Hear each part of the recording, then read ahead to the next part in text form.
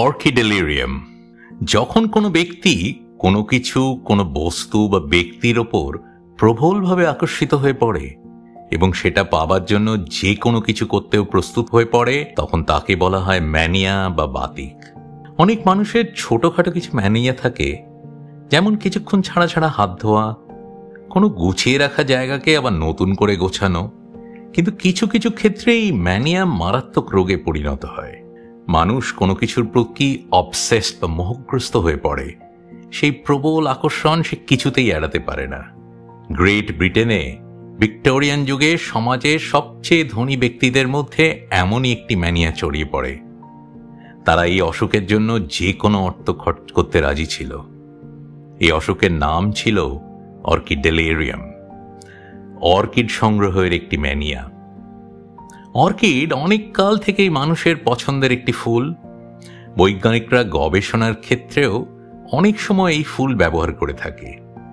আর orchid সংগ্রহের নেশা হলো এমন, যেখানে মানুষ তাকে পাবার জন্য যে কোনো মূল্য চোকাতে রাজি থাকে।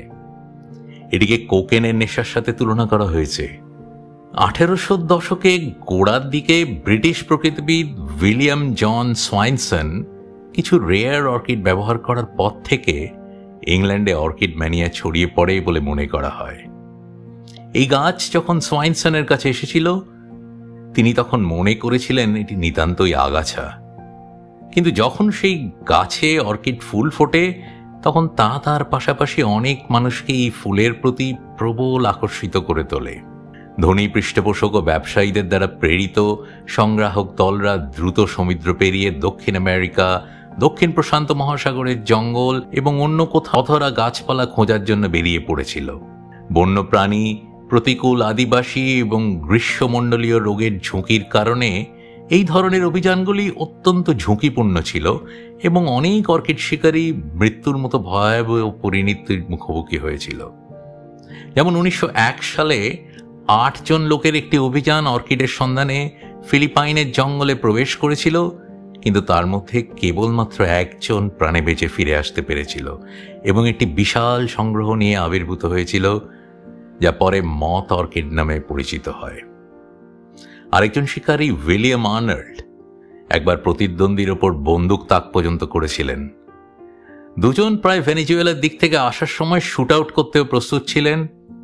1876 সালের জুলাই মাসে ফ্রেডরিক কার্ল লেম্যান একই স্থান থেকে গাছপালা সংগ্রহ করার জন্য ইকুয়েডরের চারপাশে এডওয়ার্ড ক্লাবচকে অনুসরণ করেন এবং তারপরে ক্লাবচের স্থানীয় সহকারীকে খুন করার চেষ্টা করেন। বিপুল পরিমাণ অর্থ উপার্জনের সম্ভাবনার জন্য অনেকেই জঙ্গলের বিপদ উপেক্ষা করে অর্কিডের সন্ধানে যোগ দিয়েছিল।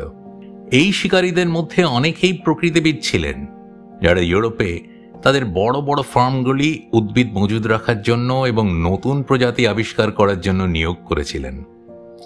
অর্কিডের সন্ধানে মারা যাওয়া সংগ্রাহকদের তালিকা দীর্ঘ এবং ভয়ঙ্কর উপাখ্যানে পূর্ণ। তার মধ্যে গুস্তাভো ওয়ালেস পিতজ্বর ও ম্যালেরিয়ায় মারা গিয়েছিলেন।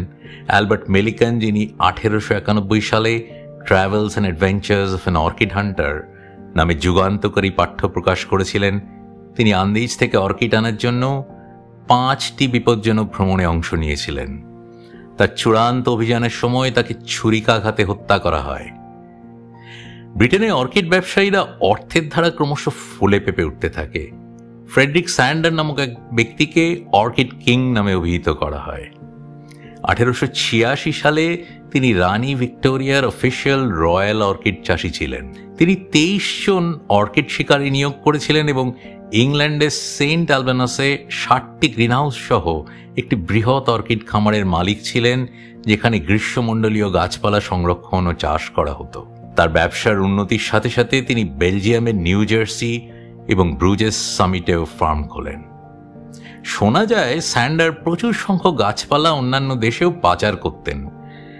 একসময় তিনি দাবি করেছিলেন যে তিনি নিউগিনি থেকে মাত্র একটি প্রজাতির 1 মিলিয়নেরও বেশি নমুনা আমদানি করেছেন। স্যান্ডার এবং তার সহযোগী অর্কিড ডিলাররা ইউরোপের লক্ষাধিক অর্কিড ফেরত পাঠিয়েছিলেন। অর্কিড একটা বড় ব্যবসা ছিল। সত্যিকারের বিদেশি গাছপালা প্রতিটি হাজার হাজার ডলারে সংগ্রাহক বা সংগ্রহ করত। অনেক সময় সংগ্রাহকরা লেনদেন পর্যন্ত করত। স্যান্ডার এমন একটি বিনিময়ের কথা বলেছেন। তিনি এবং লিভারপুলের একজন আইনজীবী একটি গ্রিন হাউসের মধ্যে দিয়ে হেঁটে যাচ্ছিলেন যখন একটি নির্দিষ্ট অর্কিড গাছ অ্যান্টনির নজর কেড়েছিল, যাতে তখনও ফুল ফোটেনি। তিনি স্যান্ডারের কাছ থেকে $12 গাছটি কিনে নিয়েছিলেন। 5 বছর পরে তিনি এটি স্যান্ডারের কাছে $1000 বা আজকের ডলারে $24,390 সমপরিমাণে বিক্রি করেছিলেন। অর্কিড ব্যবসাতে স্যান্ডারের অন্যতম পার্টনার ছিলেন বেনেডিক্ট রোজেল, প্রাগের একজন অর্কিড শিকারী। রোজেল বিশেষভাবে আকর্ষণীয় ছিলেন কারণ তার একটিমাত্র হাত ছিল, অন্যটি একটি দুর্ঘটনার পরে একটি ধাতব হুক দিয়ে প্রতিস্থাপিত হয়েছিল।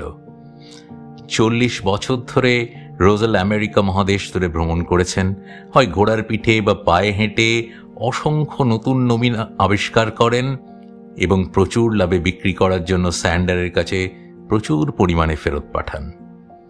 তার সম্মানে অন্তত 7টি অর্কিডের নামকরণ করা হয়েছে। উদ্ভিদবিদ্যায় তাঁর অবদান এতটাই মহান যে পরে তাঁর নিজের শহর প্রাগে তাঁর একটি মূর্তি স্থাপন করা হয়। এই অর্কিডেলিরিয়াম রোগটি যেমন হঠাৎ করে আবির্ভূত হয়েছিল, তেমনি হঠাৎ করেই এর প্রকোপ কমে যেতে শুরু করে।